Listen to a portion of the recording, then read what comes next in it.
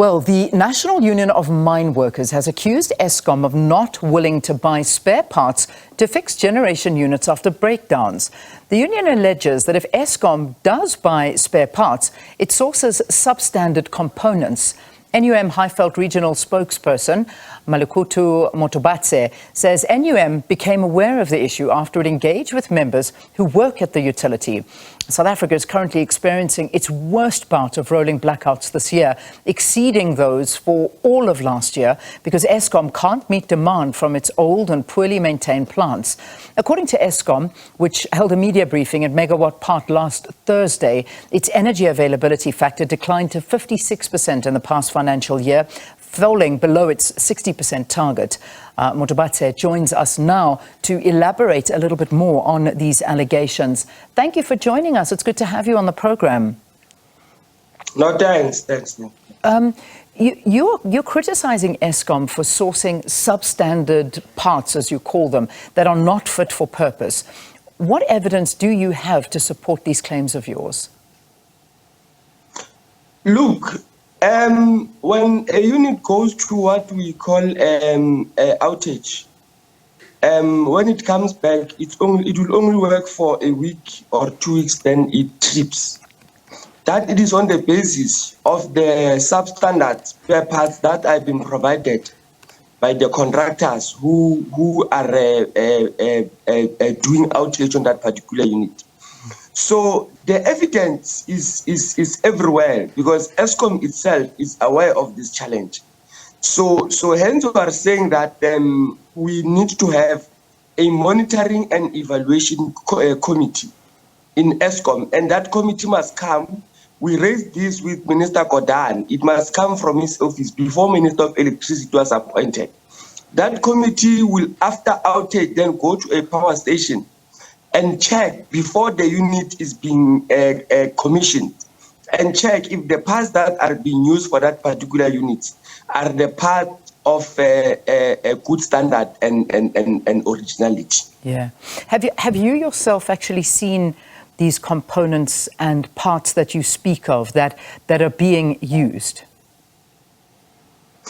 Well, it's difficult to see them, but our members who are technicians and artisans, they are reporting to us that they will have used a pump that we're not supposed to use. They will have used a pass that we're not supposed to use. But when we are trying to raise it, because also there is an element of intimidation, because you'll know that or understand that people who are using the substandard parts, they are benefiting from this process. Obviously, if you buy something that is not of its originality, you save a lot of money, and then there is a corruption process that is taking place. So our members are confirming to us, those artisans, technicians, and in some instances, engineers, they are confirming to us this information. Yeah. When we talk about the different kinds of components or parts, what are you referring to, and which are the power stations that you know of that are being affected by these substandard parts? It's almost majority of these power stations because each and every power station is conducting an outage. An outage, it is like when you are taking your car to service. Instead of BMW putting a diesel pump of BMW, they'll then put a diesel pump of Toyota. And obviously that BMW will not last long. This is exactly what is happening, and it is happening across. Yeah, and this is very, very worrying. So, I mean, I know that I live in a particular area where the electricity comes on for maybe 30 seconds and then it shuts down again. I mean, there are areas that have not had electricity for 11 days, for more than that, because they cannot fix the power situation, that the parts are always being replaced and changed and they can't get it and they're overworked and overburdened. Is this also, do you think, got to do with the fact that substandard parts are in these systems that are just not able to carry the load? Yes, in actual fact, what is happening, most of the maintenance of Eskom, it is done by contractors. And unfortunately, you'll find that Eskom managers, they've got interest in those contractors. So that is why, even if maybe a contractor has been given a budget, for an example of 1 million, he will make sure that he only uses 400,000 so that he can have or make more profit for himself. The solution that we think that it should happen, that we can provide as NUM, is that Eskom must start now taking back maintenance from contractors, because these contractors, they don't fix with the intention of fixing. They fix with the intention of making money. And in most cases, they are in cahoots with Eskom managers, as we have indicated.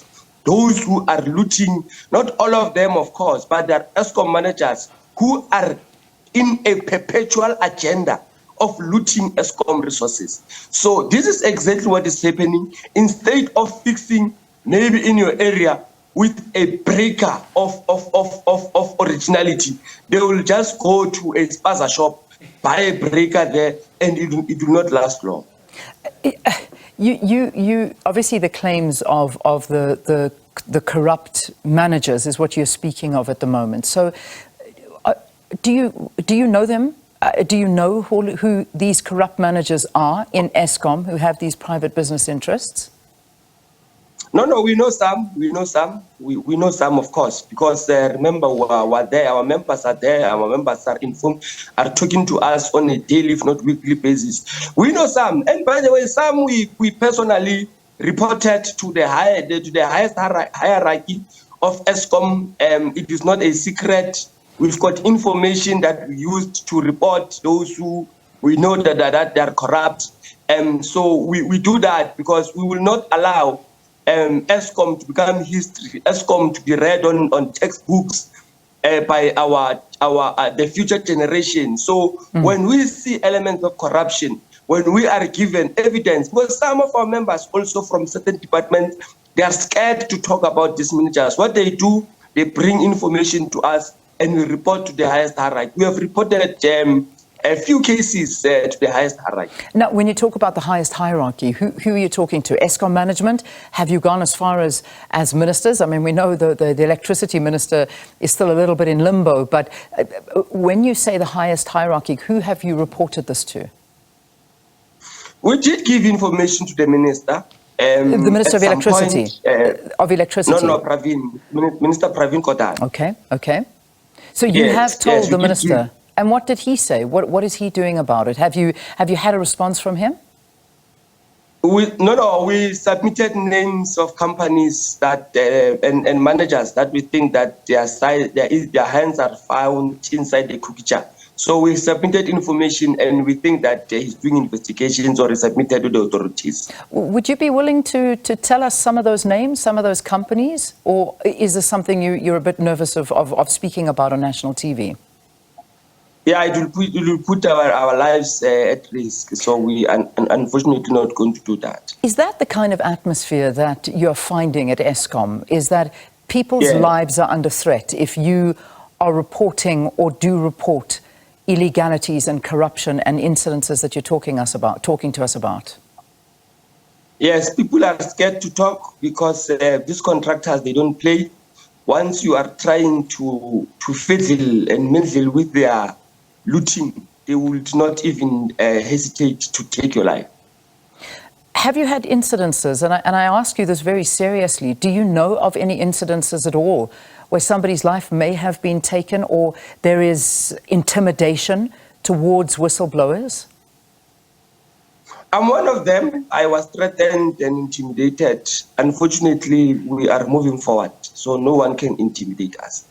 If we look at something like the former CEO, Andre de Ruyter, coming out with his book, I'm not sure if you've had the opportunity to read it or you've heard of some of the accusations that he's made in his book, which a lot of the time, some of the instances that you're speaking to, he speaks to as well. Have you had a chance to look at it? Can you verify of what he is speaking about, some of the incidences?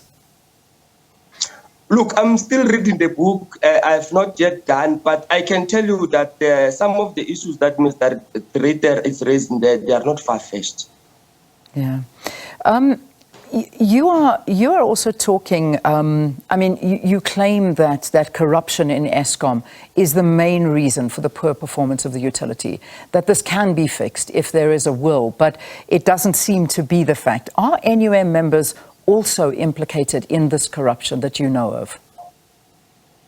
We will not say NUM members, but we'll say Eskom employees at large. Of course, there is corruption in Eskom, and Eskom employees, they are perpetuating it. It needs to be stopped at some point, because if it continues in this fashion, I'm telling you, come 10 years, Eskom will be history. People there, they are looting like hyenas.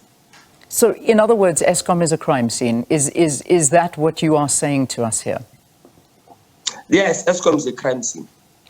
Do you think it can be fixed? Do you think the power problems from those that your members that work there at the power station, if the correct parts, good parts are given, if good management is put in place with the will to want to turn it around, do you think it can be turned around? Yes, it can be turned around, in particular if you can focus on corruption, because we have been saying this as NUM, that the reason we have load shedding is because of corruption. It's none other than corruption. We'll leave it there. Thank you for talking to us. Take care of yourself, and thank you for speaking out about that. This is the National Union of Mineworkers Highveld Regional Chair, Malekutu Motubatse, accusing Eskom of sourcing substandard components to fix generation units after breakdowns, and basically saying that Eskom is a crime scene. Now, Eskom's response is as follows.